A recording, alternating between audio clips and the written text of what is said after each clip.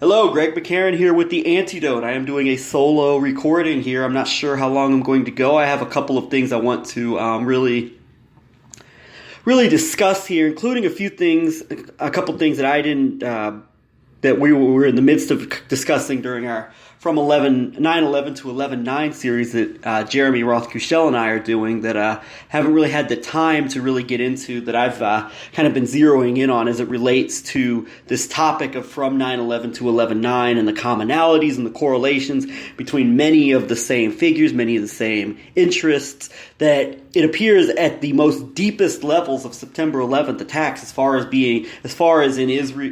when it relates to Israel and relates to Zionism, we're involved at the deepest levels of perhaps orchestrating and carrying out the September 11th attacks.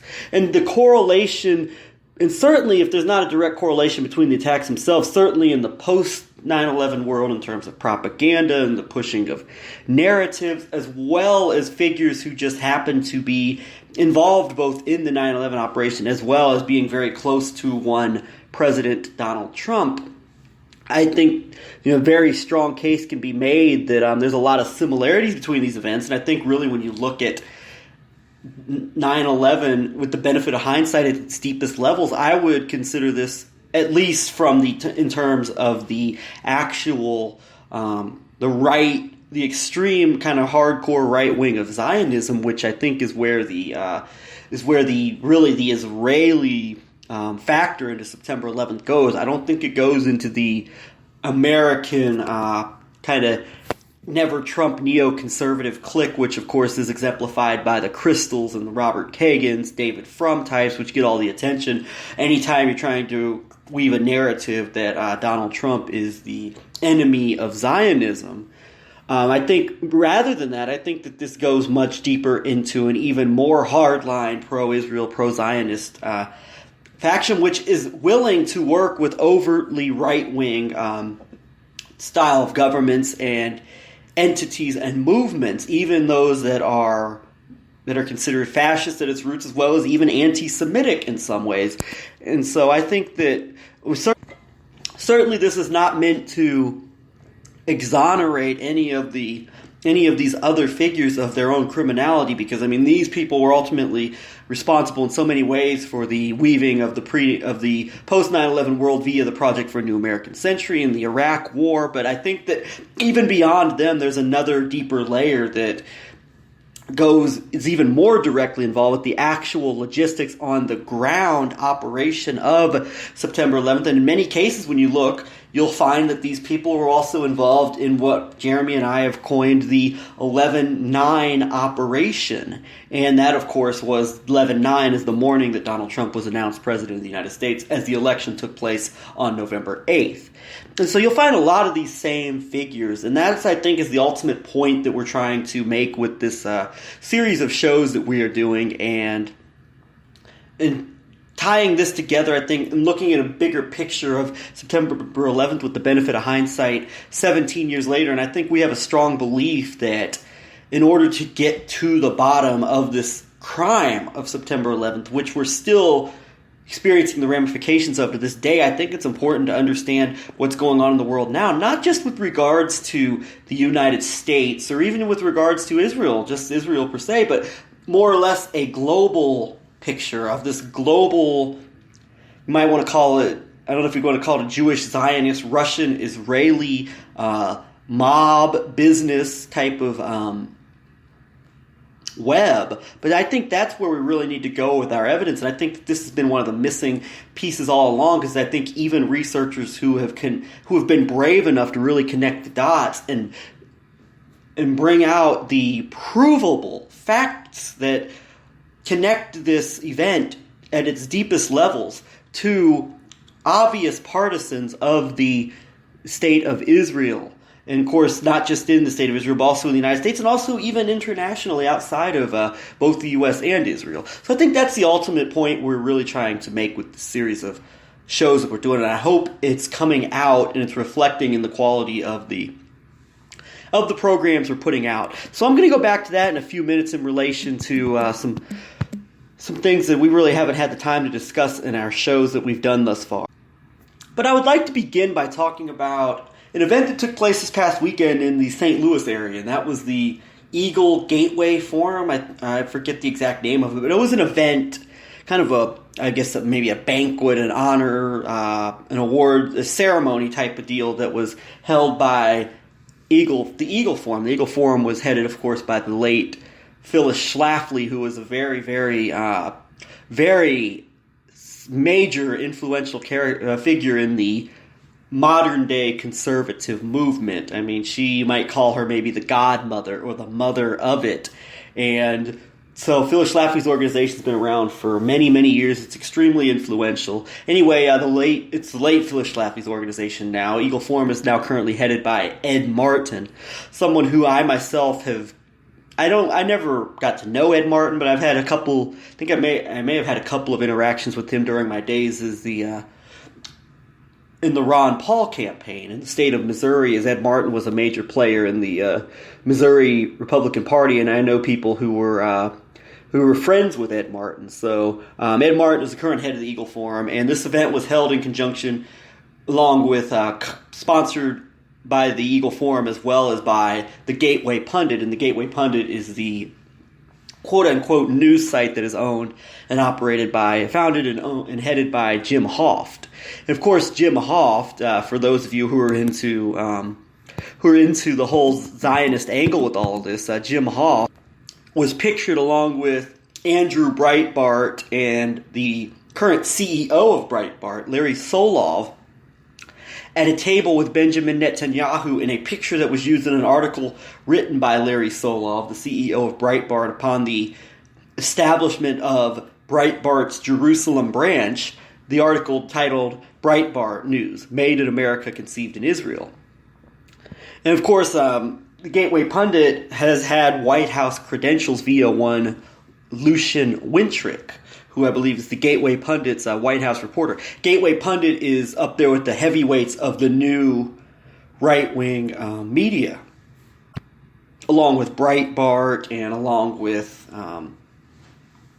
Breitbart and Drudge, and I guess InfoWars as well. And also, Gateway Pundit would be among the new. I guess this goes along with the with the new right media, with the rise of the internet and social media, but also the new circle of activism. Of course, you have Project Veritas with James O'Keefe, and you have Turning Point USA with someone like Charlie Kirk, and both of them were represented at this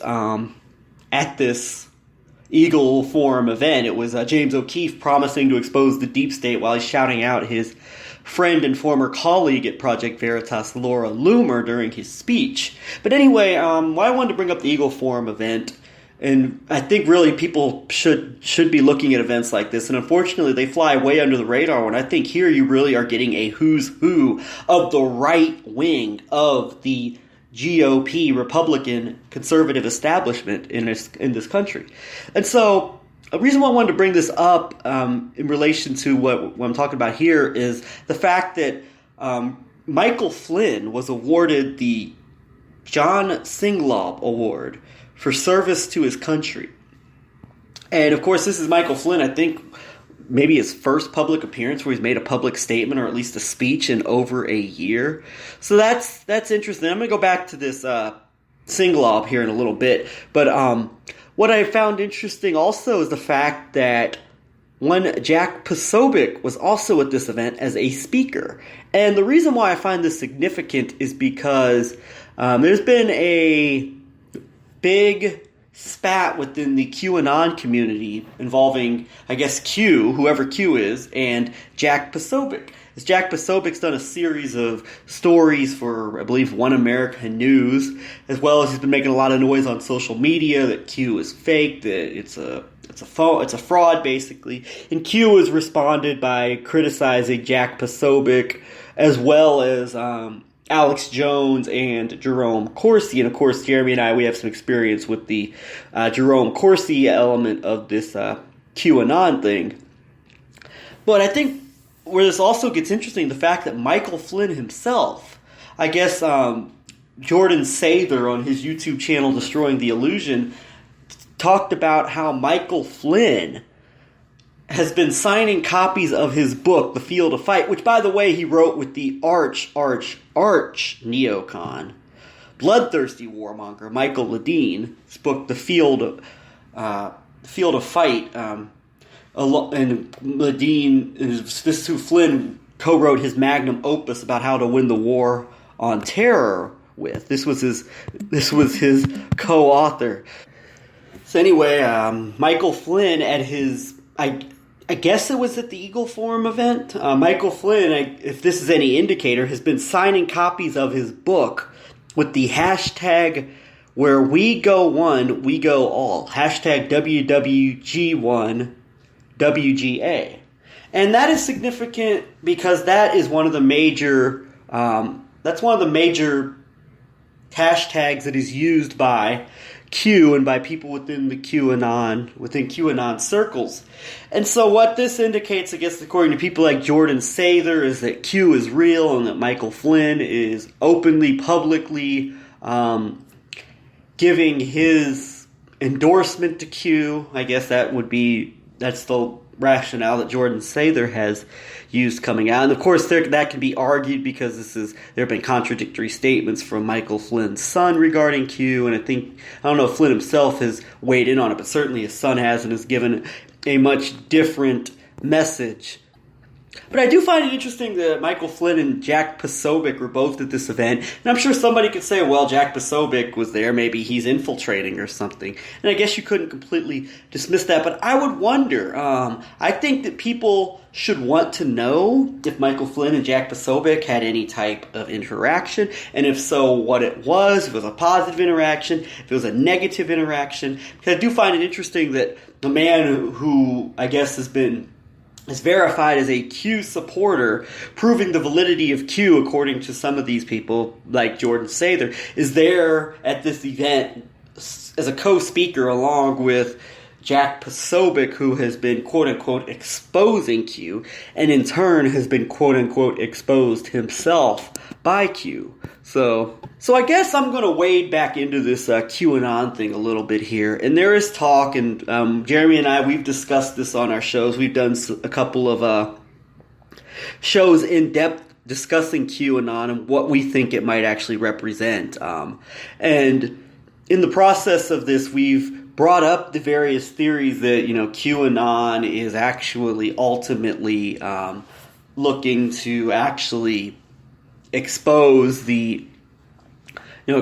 Israeli domination, Zionism, Jewish power, whatnot, because QAnon there's been a post that we're saving Israel for last, and that's what a lot of people go by. And I'm sure there are some people who will argue that Q being critical of Jack Posobiec and Jerome Corsi and Alex Jones is further evidence of this. But I take a little more of a skeptical perspective on that. I'm a little more questioning of that. And I have a few reasons for that. One is that, yes, it's great that Q got on the Corsi thing and is even, at this point, sending out pictures from Mel Rockefeller's hidden tax on humanity, where Corsi was exposed as basically a rip-off artist and an agent of B'nai B'rith, and which Corsi himself has admitted to in a letter to the Jewish Daily Forward back in 2004, back when he was helping George W. Bush get reelected by writing with his book on John Kerry and the Swift boat scandal, Unfit for Command. Corsi wrote a letter to the Jewish Daily Forward denying that he's anti-Semitic by saying that he set up mutual funds for the state of Israel, working on behalf of the B'nai B'rith International. And of course, B'nai B'rith is not just some innocuous organization. Jeremy and I have done shows on the history of B'nai B'rith, as well as basically working off of the research of the late William Cooper, who in turn got his research from the LaRouche Pact and some very astute researchers and journalists that have been associated with the LaRouche movement over the years. They're the major documentation of the history of the B'nai B'rith from the LaRouche group would be The Ugly Truth of the Anti-Defamation League, which really gets into its history and exposes the Anti-Defamation League, as well as an offshoot of the B'nai B'rith, which in itself is an offshoot of international Freemasonry via the Scottish Rite sect of Freemasonry, and then you go from there into the American Civil War, and afterwards with the common links between this Masonic spinoff of the B'nai B'rith in the founding of and the establishment of such organizations, all the way from the Ku Klux Klan to the Anti-Defamation League itself. So there's a long, sordid history there. And so people would point at something like QAnon maybe exposing Jerome Corsi as a sign that it's for real.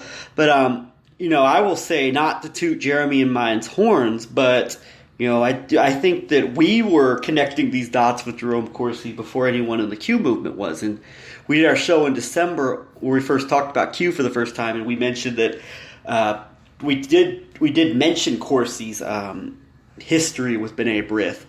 And then around that time, Corsi started doing these daily live streams where he established himself as among the primary I guess, deliverers, you might want to say, the primary interpreters of the QAnon message, and he would do daily live streams talking about what Q is doing and how Trump and Q are working to expose, via Q is working to expose the deep state and to round up criminals and all this and that. And so, and then I want to say in February, Jerome Corsi on one of his live streams, I just happened to be listening to this while I was donating plasma of all things. And I think I remember I started pumping a lot faster when I heard this because I was just amazed. But Jerome Corsi mentioned that he was part of a group with, quote, intel above Mossad, the group that operates out of Israel, that arranged a meeting between Henry Kissinger and Donald Trump on remaking the Middle East and basically reshaping the Middle East after what Corsi described as basically a disastrous tenure under Obama, the Obama administration being a disaster for the Middle East. And of course, I'd agree with that, but not quite for the same reasons that someone like Jerome Corsi would. So Jeremy and I, we picked up on this, and we did a show discussing this in depth, and we got into Jerome Corsi and B'nai B'rith, and also the secretive mega group of Jewish Zionist billionaires, which is what we concluded that Jerome Corsi may have been referring to when he says intel above Mossad. And I don't think Jerome Corsi's just making things up here. That's quite an extravagant and quite an unusual claim to just make up out of thin air. That you specifically worked with a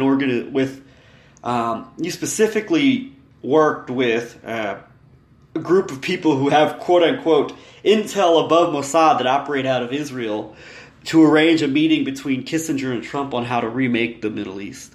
That, to me, that's just something that you'd have to have a real imagination to make up. I think Corsi was being 100% serious there. So we analyzed this and we talked about it. And then in the weeks and months following this, I think people within the Q movement started to realize, yeah, there's something wrong with Jerome Corsi being the purveyor of this message, being the primary messenger for Q, maybe on an unofficial basis. Corsi's being the person who's out there. He's positioned himself as the primary interpreter of the Q messages. And so things slowly started to come out, exposing Corsi as a B'nai B'rith asset, as an Israeli agent within the Q movement.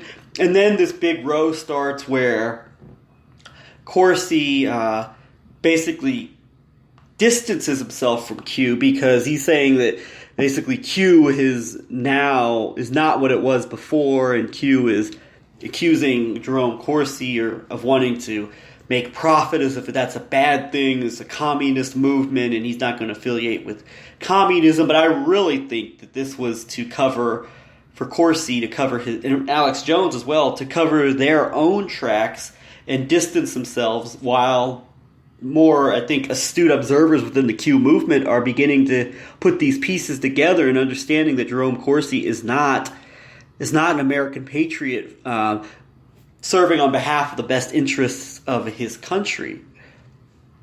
So that's what I think happened. And But interestingly enough, this has continued, and Corsi is now still being criticized by Q, and Q recently even posted the photo from the Hidden Tax on Humanity book of Corsi with his B'nai B'rith International rip-off artist buddies that Jay Rockefeller described in his book. I believe it was the chapter was the Poland connection. So that is interesting and all, but where I have a problem with this is that, Q continues to promote. Just the other day, I think Q was promoting Robert Spencer and Jihad Watch, basically portraying the late John McCain as an agent of the Muslim Brotherhood. And Q has long been promoting some of these the most notorious of the pushers of the continued war on terror and the clash of civilizations via the rabid anti-Muslim sentiments, whether it's a Robert Spencer Jihad Watch or whether it's a Breitbart.com, which Q uses quite often. So, I would wonder, if you can see through Corsi, how come you can't see through the problems with people like Robert Spencer and Jihad Watch or Breitbart? And I don't have any proof of this, but until I see otherwise from Q and I really start to see Q maybe start to go after some of these other obvious agents of some type of interest other than the best interest of the American Republic, people perhaps such as Ezra Cohen Watnick, the Michael Flynn disciple who was basically mentored by David Horowitz and Frank Gaffney, moving on to working for Michael Flynn, then becoming the guy who H.R. McMaster couldn't fire within the National Security Council, and the guy who no one would talk about, to going on to Oracle, which is the Israeli firm headed by Ellison, with Oracle CEO Safra Katz was one of the prime top candidates to replace McMaster as National Security Advisor, when it actually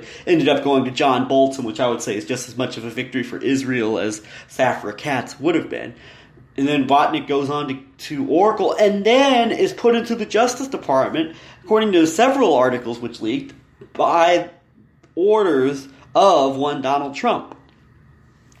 So I don't see Q talking about people like Ezra Cohen Watnick. I don't see Q exposing Rudy Giuliani's history of criminality. I don't see Q discussing the problems with the ultra-Orthodox Zionists who believe there's no such thing as a Palestinian, working on the quote-unquote peace deal of the century. I don't see Q exposing the crimes of the Kushner family and Jared and his father Charles Kushner, his connections to September 11th and to other significant blackmail, compromise operations that have gone on over the years. I don't see Q discussing the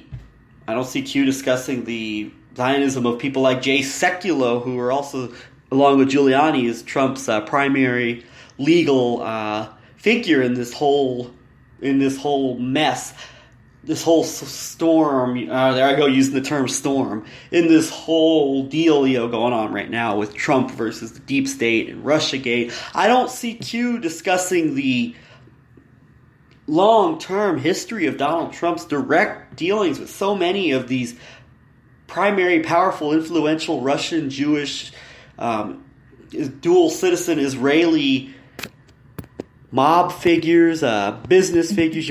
Some people, just for a simpler term, might call them criminals. I don't see Q discussing any of this. I don't see Q discussing Trump's relationships with the 9/11 financial suspects who were responsible for giving Trump's good friend Larry Silverstein control of the World Trade Center with his 99-year lease. People such as Louis Eisenberg, who was the head of the New York Port Authority, who went on to be I believe he was the head of Trump's inaugural campaign, and now he's the ambassador to Italy under Trump.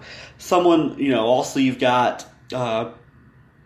Eisenberg's deputy, who was one Michael Glassner, who went on to be the Southwest Regional Director of AIPAC, and then went on to basically head elements of Trump's campaign in 2016. Now he's I think he's like CEO of the Donald Trump 2020 re-election campaign. And there's also Ronald Lauder, the former head of the World Jewish Congress, who's a lifelong friend of Trump's. They went to school together at the University of Pennsylvania's Wharton School. Trump was friends with Ronald Lauder's father, the cosmetics heiress, the cosmetics queen, I guess you call her, Estee Lauder. And Lauder was the first Jewish leader, I think, on a global scale to publicly defend Trump from allegations of anti-Semitism. And then you figure in there Charles Kushner figures into all of this. And so I don't see Q talking about any of that stuff. Instead, what I see is Q, until I see otherwise, I cannot on good faith see this type of quote-unquote exposing of Jerome Corsi by Q as in Alex Jones and Jack Posobiec is something that's being done for noble reasons. Instead, I have to look at it with skepticism and remain to look at it that way because, and my take on it until I see something otherwise, until I see Q dropping these obvious bad faith actors within the right-wing movement that are pushing the hardcore anti-Muslim narrative, the clash of civilization, this partisanship, that are pushing these pushing people basically into the conservative camp and into this circle, this movement which espouses the most extreme right-wing Zionist views as well as the most extreme right-wing domestic views. And sometimes people may look at, oh well, that's good.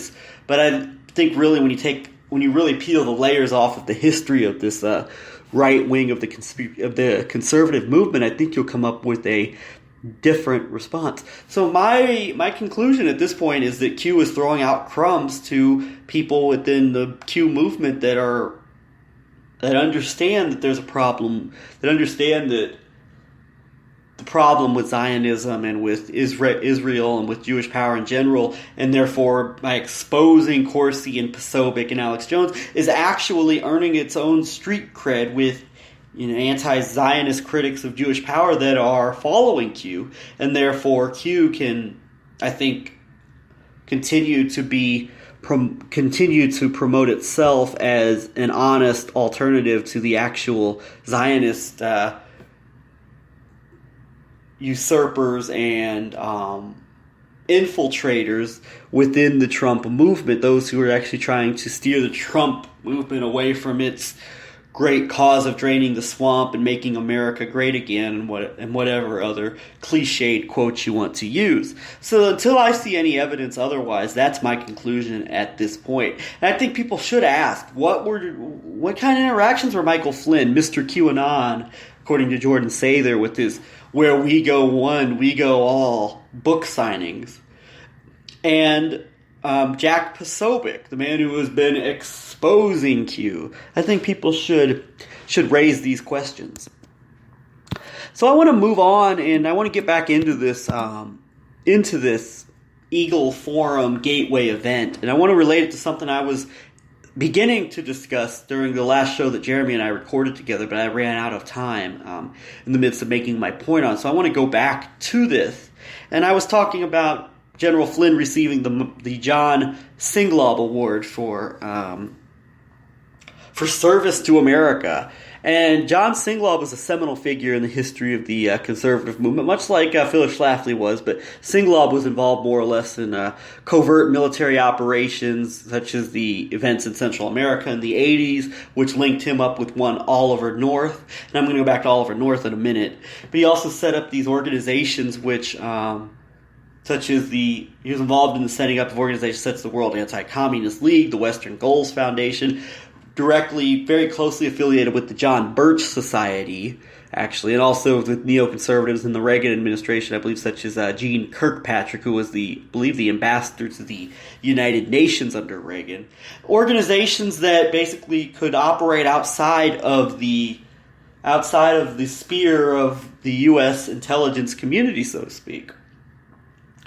And so, and I was wanting to tie this together long term, not just to 9/11, not just to the Trump election, but even before all of that, and going and tying this history in with what we're seeing going on now. And so Singlaub was close with Oliver North back in the Iran-Contra days, and where I'm going with this is not direct evidence of some type of conspiracy, but I think it's circumstantial enough that it should cause people to raise serious questions, and that is relation to Oliver North. Oliver North goes from being the Iran-Contra fall guy with someone such as General Singlaub playing a key role in that whole Contra operation, to the conservative disseminator of American history and American exceptionalism via his War Stories show on Fox, to now being the head of the National Rifle Association.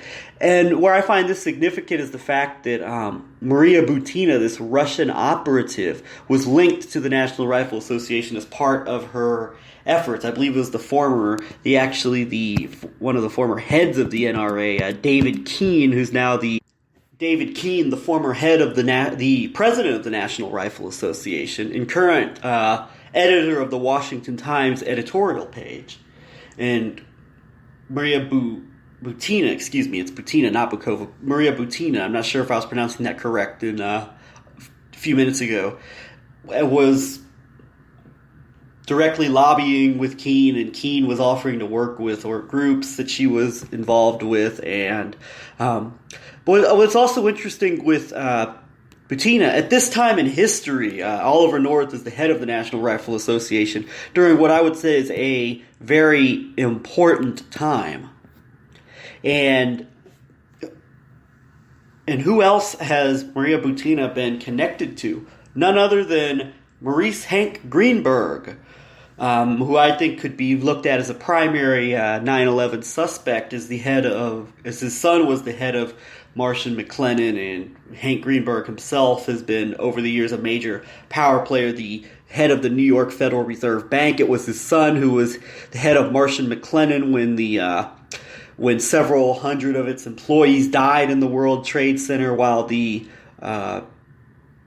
Paul Bremer, who I think had a key role on the ground at Marsh McLennan in a position under Greenberg, but in a supervisory position, a major position of influence within Marsh McLennan, had missed work on the morning of September 11th and went on television to push the narrative that Osama bin Laden was responsible for September 11th, and pushing all the right talking points as to the post-9/11 landscape and what it would sound like. So I think, you look at the Greenbergs, they would have to be looked at as 9/11 suspects. And also Greenberg was the head of AIG, which was a primary figure in the 2008 financial melt and the financial collapse of '08 and all those machinations. So anyway, Maria Butina was directly lobbied Hank Greenberg and asked her to send him money. Now, what's significant about Hank Greenberg is that Hank Greenberg is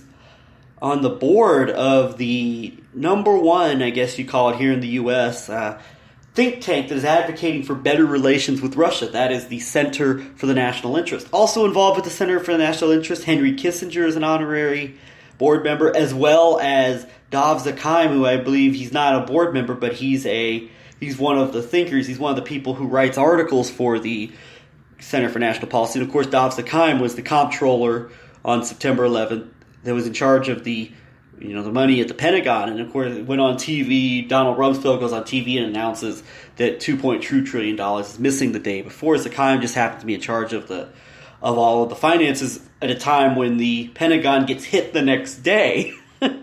So Butina is, on one hand, is lobbying the NRA, which, if you were to listen to the media, is the most evil right-wing organization that you'll ever find. And I don't disagree with that, but it's for different reasons than what the media will say about an organization like the NRA. But on one hand, you have Butina actively lobbying the National Rifle Association, and maybe perhaps working with the former president of the NRA directly, one David Keene. But you also have her lobbying for Hank Greenberg to send her money. And so what I got out of this was that this, I think if you tie all of these figures together, Flynn and his notoriously notorious desire for better relations with Russia, and Singlaub and Oliver North, and receiving the Singlaub Award, and Singlaub being a close confidant of Oliver North, and this happening at the Eagle Forum event with the conservative movement Queen Bee, Phyllis Schlafly, and then you tie in all these other figures that were at this Eagle Gateway event, and you bring in the Greenberg, the Butina-Greenberg dynamic, and Greenberg being Greenberg's son being in such the head of this company that was hundreds of people die in the World Trade Center while this other major supervisor figure, Paul Bremer, formerly of Kissinger Associates, was on TV saying that bin Laden was responsible for 9/11, and then Greenberg just happens to be on the board of this pro-Russia think tank that Maria Butina has attended meetings of in the past. And I think what this represents, what this signifies, is, I think this epitomizes the type of connections that you find that are so prevalent in both 9/11 and what we call the 11/9 operation, both from a domestic perspective as well as from a global perspective. You have the domestic arm of the right wing of the conservative movement, which not only played a primary propaganda role in getting Donald Trump elected, but also was, in a lot of cases, was involved in the events which led to the re-election of George W. Bush in 2004, whether it was Jerome Corsi working against John Kerry with his book Unfit to Command, basically bringing into question Kerry's alleged heroism during the Vietnam War. Of course, I'd question John Kerry's heroism as well, but not in a way that's going to help George W. Bush get reelected. Whether we're talking about that or whether we're talking about this nexus of Council for National Policy via Ken Blackwell, the former Attorney General of the state of Ohio, who's now in a top role at the Family Research Council, which is one of the major think tanks associated with the Council for National Policy in shaping conservative social conservatism in America, which very much goes hand in hand with this with the Zionist wing of the right wing of the conservative movement. Or whether it's someone just recently brought out, I guess, in this book that Craig Unger wrote, House of Trump, House of Putin, reported by Bob Fitrakis of, I believe, and I want to say Harvey Wasserman of freepress.org, reported, based on the book by Craig Unger, that Paul Manafort was working in Ukraine after the 2004 revolution, which put in the opponent of the anti-Putin, I guess, president of Russia, and overturned the 2004 election results, Viktor Yushchenko. But afterwards, Manafort was working on behalf of Viktor Yanukovych, who, of course, was the pro-Russia, pro-Putin prime minister of Ukraine, who fled just before Russia took back Crimea in early 2014. And Manafort was working in Ukraine with Mike Connell. Mike Connell was the IT guru for Karl Rove, who was directly involved in manipulating the 2004 election results in Ohio, and he ended up dying in a mysterious plane crash, which Jeremy's talked about in our program in the past. And also with another figure who was directly affiliated with Connell over the years, and his name escapes me at the moment. I'll add some links when I post this program to... I'll add some links regarding all of this. So now you have Manafort as well figuring into this George W. Bush clique via one Mike Connell. And of course it was revealed recently that Manafort was in Ukraine working on behalf of the Yanukovych government, accusing people in the Obama administration of anti-Semitism and trying to convince Obama Jews to call out Obama and Hillary Clinton over their U.S. government support of anti-Semites, basically the anti-Putin candidates in Ukraine. Viktor Yushchenko or Yanukovych, getting them mixed up. Viktor Yanukovych's opponent. Getting the names mixed up here.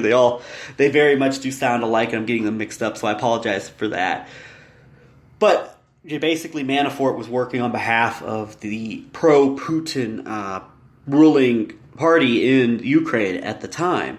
And of course, this gets extremely interesting because Manafort is very close with some of these Russian Jewish oligarchs such as Oleg Deripaska, and also even to Simeon Mogilevich, who has been connected to Vladimir Putin back from his days as the Prime Minister of St. Petersburg before he became the head of Russia after replacing Boris Yeltsin, and also to Viktor Orban, the current Hungarian Prime Minister, who it has been alleged that Simeon Mogilevich played a key role in shifting Viktor Orban from a liberal European politician to a hard right-wing, pro-Russia, also pro-Israel figure. Not just pro-Israel in terms of Western neoliberalism, but in terms of supporting the more hardline elements of Israeli policy, as well as in Europe. And one of the major things that the right wing in Israel is banking on is domestic chaos in Europe via mass migration. And Orban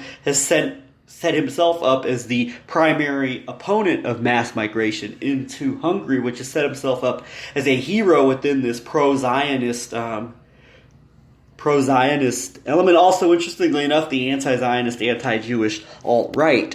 But that's another story for another day. And this is who Paul Manafort is connected with over the years. So we have a direct connection between the re-election of George W. Bush, of course, who was the president on 9/11, and now the election of Donald Trump via Manafort being the campaign chair, and then all of this stuff that's been going on in the Ukraine in recent years, which I will say I think directly flies in the face of the narrative that we've heard for so long that Putin is anti-Zionist and that that Israel hates Putin and all this, and that Putin is ultimately going to reign in Israel, or whatever kind of theories you'll hear on the alt-right.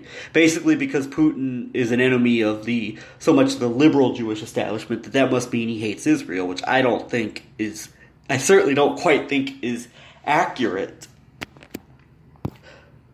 And one more thing on Paul Manafort is that it was one of the companies that was involved in the moving of the World Trade Center steel after 9/11 was Manafort Brothers.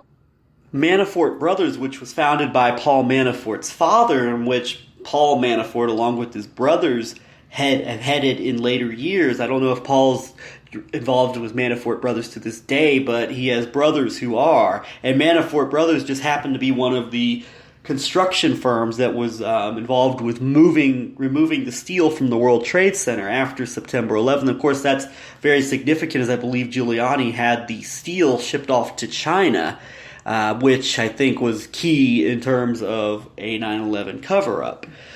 So you have that connection as well. And what I'm making out here is that when you take all of these interests into consideration, you've got a common bond here, and that this is the history of the right wing movement in a nutshell, and not just the domestic side, but the obvious super conservatives such as the Schlaflys and the Oliver Norths and the John Singlaubs, or even Michael Flynn, who has a Democratic background but is really very conservative in terms of his worldview and his policies, and the types of people represented at the Eagle Forum Gateway Pundit event, which is, I think, the epitomization of the right wing of the conservative movement. And also, I'll even throw in there Brett Kavanaugh, who was recommended to Trump for the Supreme Court by one Leonard Leo, who's the head of the Federalist Society, and Leonard Leo is involved as a member of the Council for National Policy, which, of course, a lot of the top people within the Trump campaign and now Trump administration have been members of. Steve Bannon was a member of the Council for National Policy, the Mercer family, Kellyanne Conway, David Bossie of Citizens United, among many others, all Council for National Policy members over the years.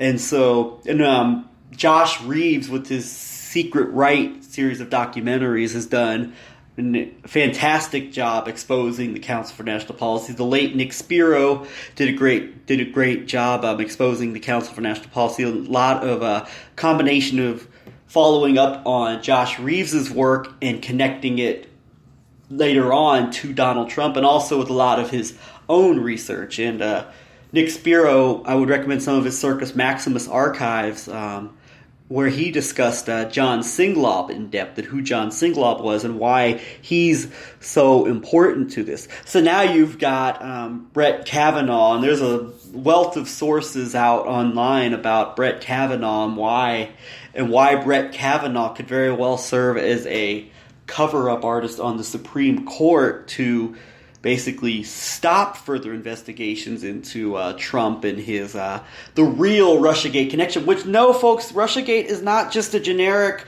evil Ruski Vladimir Putin wants to subvert American democracy. No, it's much deeper than that, and it's much more consequential than that. And a real Russiagate cover-up could be what someone like Brett Kavanaugh could very well be in there to participate in, perhaps. And Jeremy has broken down former Justice Anthony Kennedy and the strange circumstances behind his retirement and his son's connections to Trump, and also to the Bank of Cyprus, which very much continuously pops up in this whole Trump, quote-unquote, Russian mob scenario. So you've got that as well. Council for National Policy is very much behind Brett Kavanaugh, and we've talked about that. And that's another area that constantly ties in with the Eagle Forum, and so much of the modern conservative movement is the Council for National Policy. And you've got a lot of that is basically the arm of the shaping of right-wing domestic policy in the United States, and also is a haven for so many of the Christian Zionists. Jay Sekulow, Trump's other legal representative outside of Rudy Giuliani, the other primary legal person in this whole Russiagate saga, is a member of the Council for National Policy. And he also comes from Pat Robertson's sphere, the head of the 700 Club, one of the godfathers of Christian Zionism in America, along with the late Jerry Falwell. So I think this is not anything direct, and this isn't a direct implication of anything, but I think it's circumstantial enough. You have all of the same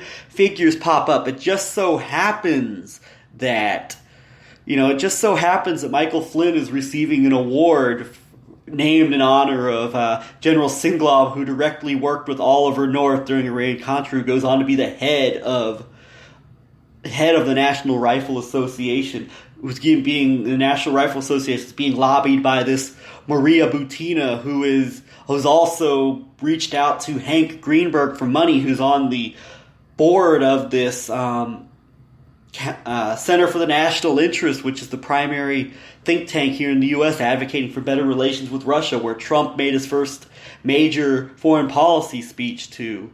And, of course, Greenberg and his connections to both September 11th via his son and Marcia McLennan, as well as the 2008 financial collapse via AIG. So I don't think this is all a coincidence here, and I think this is very much, you can do this kind of dot connecting, and it's not the only time that this happens, because you start looking into pretty much everything, and you will find, if not direct, very indirect correlations and connections between these figures and these various movements, going all the way from the American conservative movement to these international global criminal mafia networks.